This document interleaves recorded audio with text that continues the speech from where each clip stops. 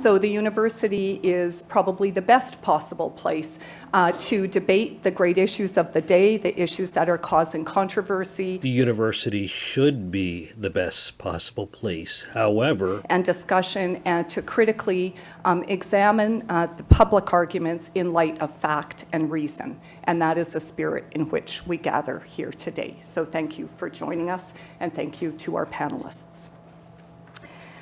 In doing that, in pursuing that mission, wait for it, it's coming. As Dean Cameron said, we seek to further the twin principles of the university of open dialogue and also tolerance. We acknowledge, of course, that sometimes those principles are in tension with each other, but respect for both is absolutely critical to the mission of the university.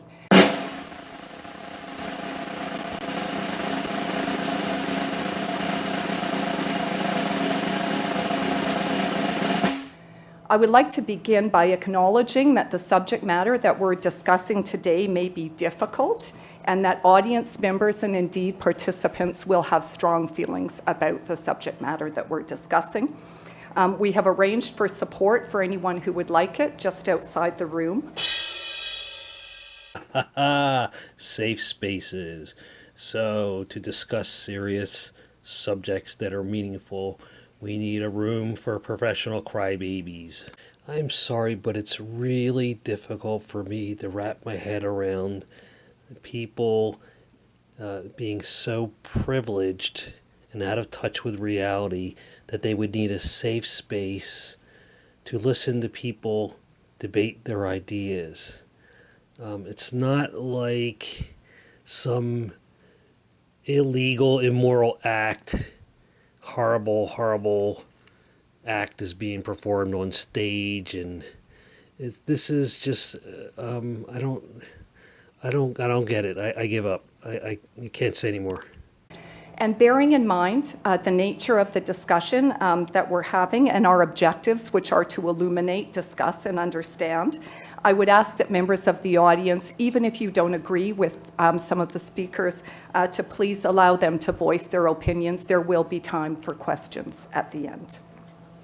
A very reasonable request, one I can well get behind. I'd now like to just say a couple of things about how we plan to, how we constructed the forum, which we did in dialogue with the participants.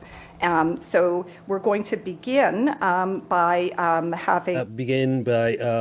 having 2 against 1, although some people have watched this and have decided it's 3 against 1. I see it really as 2 against 1, and I think that's fair for Professor Jordan Peterson, wouldn't you say? It'll be 100 minutes long, and the first segment will discuss the provisions of Bill C-16 in the Ontario Human Rights Code, and will focus especially on freedom of expression and human rights law. I think Professor Jordan Peterson did an outstanding job presenting his point of view. I'm going to end this video with talking about 2 to 1, one comment observation that Jordan Peterson made about the audience. Okay, good. So I did a rough count when I came in here, and I might be out, but I'm not out by much. I think it's about 2 to 1 males in here.